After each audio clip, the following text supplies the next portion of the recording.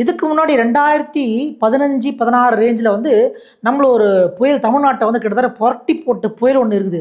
அந்த புயல் வந்து பேர் தெரியும் உங்களுக்கு ஏற்கனவே வரதா.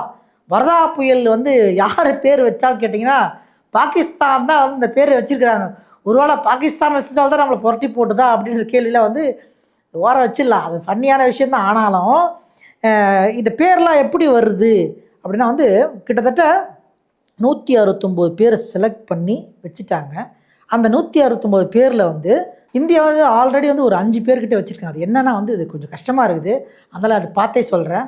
என்னென்னா வந்து அக்னி, ஆகாஷ், நடுவில் வந்து பிஜிலிலாம் வச்சாங்க.